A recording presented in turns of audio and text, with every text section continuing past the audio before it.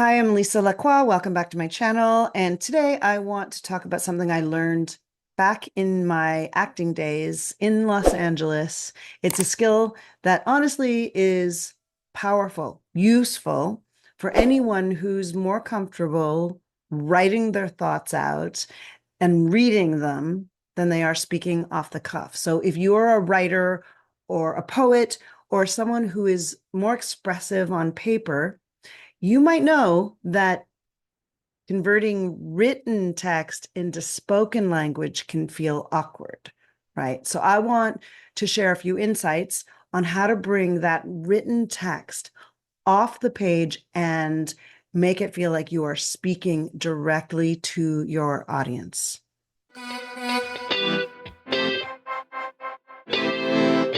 One of the biggest challenges in converting written language to spoken language is that, well, first of all, when we're writing our talks, we are intuitively or instinctively writing in written language. And the truth is that written language and spoken language are very different. And so if we are writing in written language, as soon as we start to read, no matter how hard we try to make it sound like spoken language, on some level it sounds stilted because it's effectively written language. It sounds so different when we speak it. But we're also used to that monotonous school reading voice. Do you remember that from read aloud days? It is so easy to fall back into that still lifeless delivery when we read word for word. It's in fact so common that most people don't even realize they're doing it. The habit that we've created in those years and years and months of read aloud uh, is the habit of not bringing ourselves, not breathing life into the text. So, in order to convert written language to spoken language, we need to take those words from the page and I would even say pass them through our psyches, our bodies, our breath, our embodiment, and then pass them and deliver them to our audience like a conversation. So here's some practical tips for doing that. First of all, if you've seen my content before, you know how much I love pause, but use pauses and silence. When we speak naturally, we pause. We pause to think. We pause to let our ideas sink in, to let our audience process the information. We pause so that others can respond to us. And the same goes for reading aloud. So even though we are reading aloud and there's no need to pause because we have all of the words there, instead of speeding through the text, let yourself pause. In some ways, you can think about it as breaking the words you are reading into sections. Because the natural way we speak is we think of a thought and we say that whole thought parsed into a little section.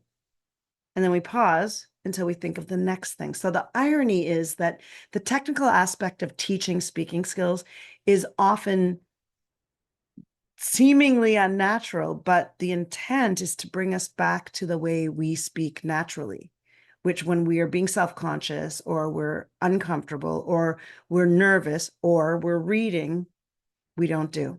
We move away from our natural speaking tone. So think of your natural speech. Sometimes we get excited, we talk a bit faster, and other times we slow down to make a point or to think. So try reading a random sentence a little faster or a little slower. And notice how it changes the story. Notice how it changes the tempo, how it changes the impact and the sense of naturalness that you're able to communicate. The third thing is to embody the content.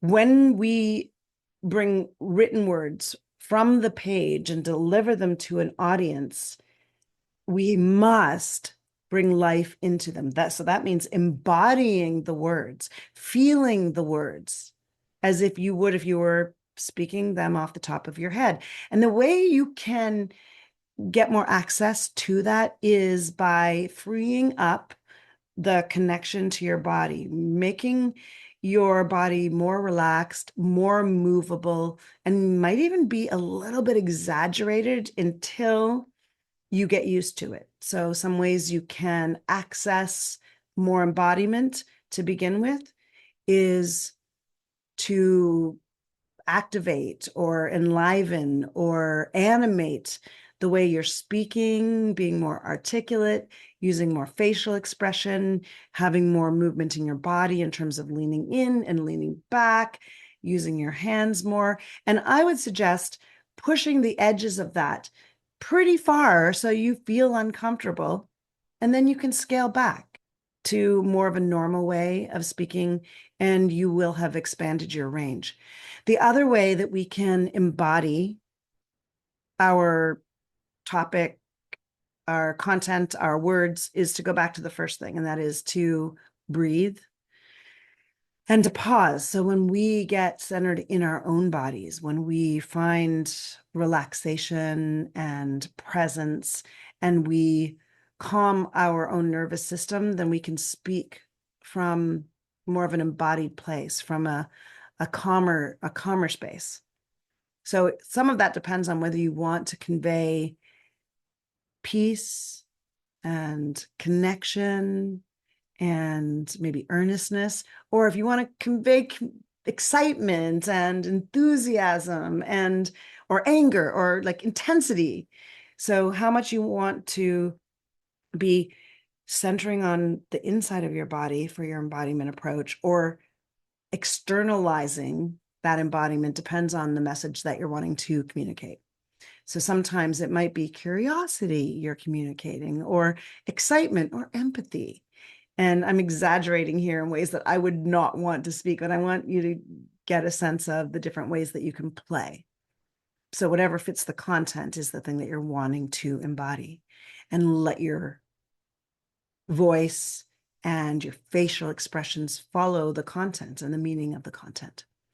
And then finally, the fourth thing you can do is connect with your audience. Imagine that you are speaking directly to someone. And if you are filming on camera, if this is for social media, then make sure you're really aware of where you're looking, so that when you want to deliver a final thought or land the period, that you're looking at that place that you've identified as your audience, as the person you're speaking to.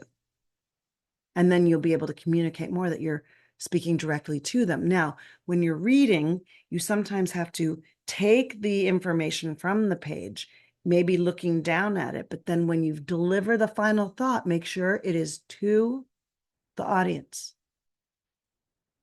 That means you're going to have to look up from the page. This is another problem that many people face, and a habit that I see over and over again is when people are reading from the page, they're consistently keeping their eyes in one place, or maybe they're flitting their eyes like this.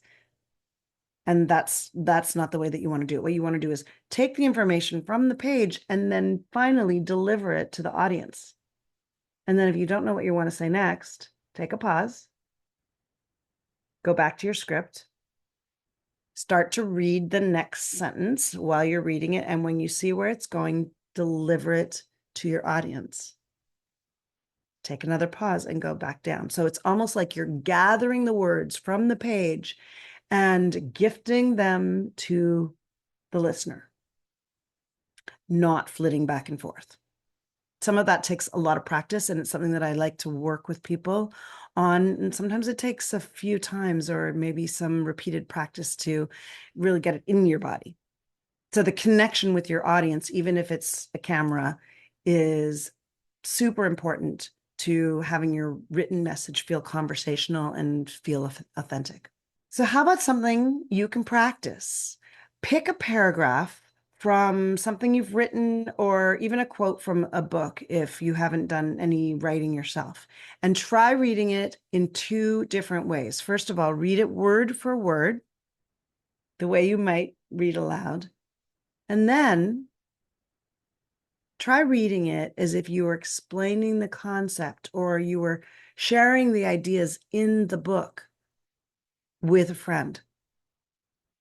And notice how you change the speed, that you pause probably quite often, and where you add more expression. And then with practice, you'll get a feel for bringing words to life on the spot. It'll become natural, second nature.